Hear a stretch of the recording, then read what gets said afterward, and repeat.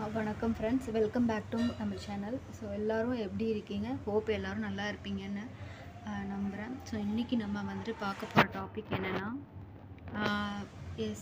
SSC CGL. So இந்த எக்ஸாமோட preparation அதை பற்றி தான் வந்துட்டு பார்க்க போகிறோம்.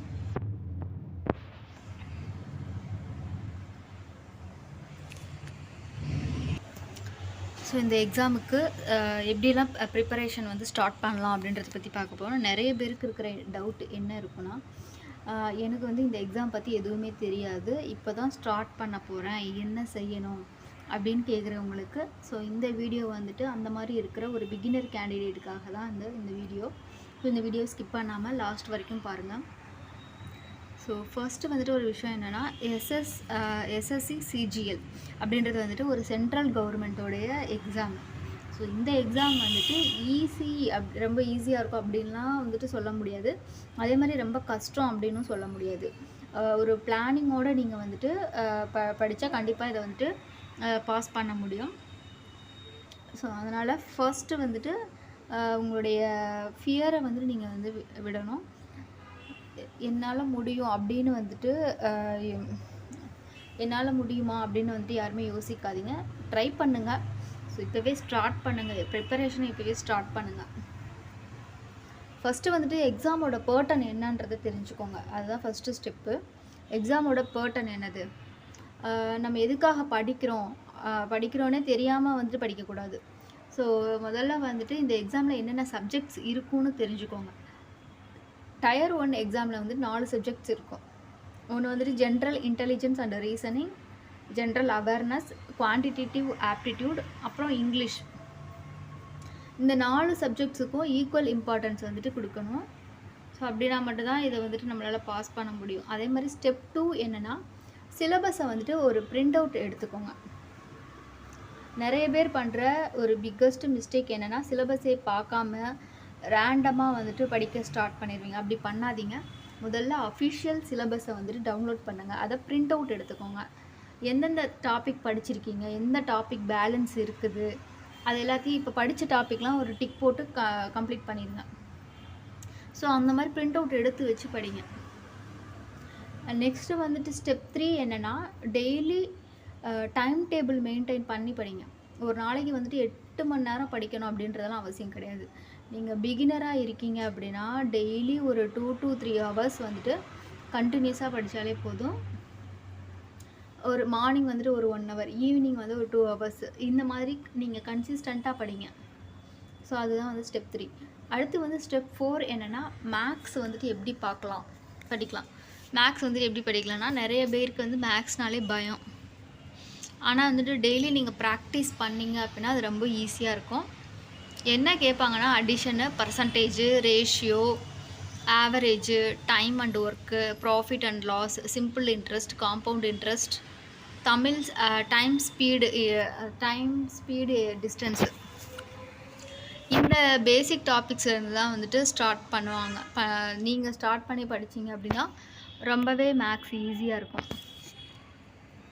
அடுத்து ஸ்டெப் 5 என்னென்னா, இங்கிலீஷ் வந்துட்டு எப்படி இம்ப்ரூவ் பண்ணிக்கலாம் அப்படின்னா, டெய்லி ஒரு 10 நியூ இங்கிலீஷ் வேர்ட்ஸை வந்துட்டு லேர்ன் பண்ணுங்கள்.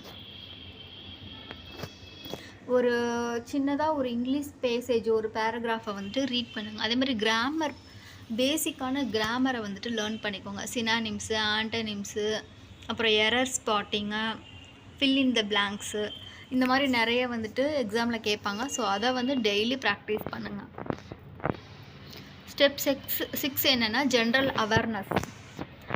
ஜென்ரல் அவேர்னஸில் வந்து பார்த்திங்கன்னா, கரண்ட் அஃபேர்ஸ் மட்டும் படித்தா பத்தாது.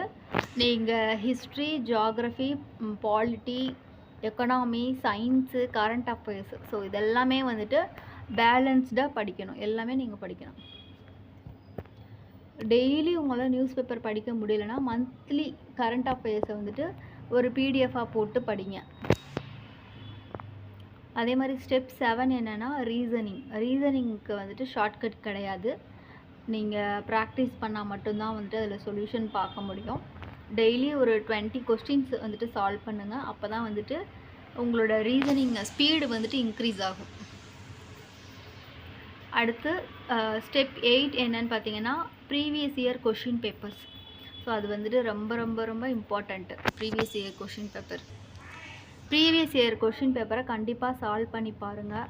அதுலேருந்து எப்படி எக்ஸாம் பேட்டர்ன் எப்படி இருக்குது அப்படின்றது வந்துட்டு உங்களுக்கு புரியும். ரிப்பீட்டட் கொஷின்ஸ் என்னென்ன கேட்குறாங்கன்றதும் தெரியும். உங்களோட கான்ஃபிடென்ஸும் அதை சால்வ் பண்ணி பார்க்கும்போது உங்களோட கான்ஃபிடென்ஸ் லெவல் வந்துட்டு இன்க்ரீஸ் ஆகும். அடுத்ததாக வந்துட்டு ஸ்டெப் 9 என்னென்னா மார்க் டெஸ்ட். ஒவ்வொரு டாப்பிக்கு நீங்கள் படித்து முடிச்சதுக்கப்புறம் ஃபினிஷ் பண்ண உடனே டெஸ்ட் எழுதுங்க. ஃபுல் சிலபஸ் முடிஞ்சதுக்கப்புறம் வீக்லி ஒரு மார்க் டெஸ்ட் வந்துட்டு எழுதி பாருங்கள். அதில் என்னென்ன மிஸ்டேக்ஸ் நீங்கள் விடுறீங்களோ அதை வந்து அனலைஸ் பண்ணி பாருங்கள்.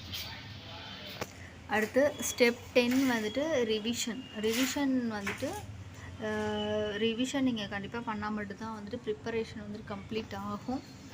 ஒரு டாபிக் படிக்கிறீங்க அப்படின்னா அதை வந்து ஒரு வாரத்துக்கு அப்புறம் அந்த டாப்பிக்கை ரிவிஷன் பண்ணி பாருங்கள். அப்போ தான் வந்துட்டு நீங்கள் மறக்க மாட்டீங்க. நிறைய பேர் பண்ணுற காமன் மிஸ்டேக்ஸ் என்னென்னா நோட்டிஃபிகேஷன் வந்ததும் புக்ஸை வாங்கிட்டு படிக்காமல் இருப்பீங்க. ஒரு நாளில் 10 மணி நேரம் படித்தா அடுத்த நாள் படிக்காமல் இருக்காதீங்க.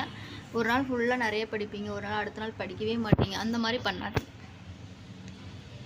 கன்சிஸ்டன்ஸாக படிச்சுட்டே இருங்க. கன்சிஸ்டன்சி அப்படின்றது தான் வந்துட்டு success. So friends, SSC CGL crack அதாவது அந்த எக்ஸாம் வந்துட்டு எவ்வளோ இம்பாசிபிள், ரொம்ப ஈஸியான விஷயம் கிடையாது. அது வந்துட்டு ரொம்ப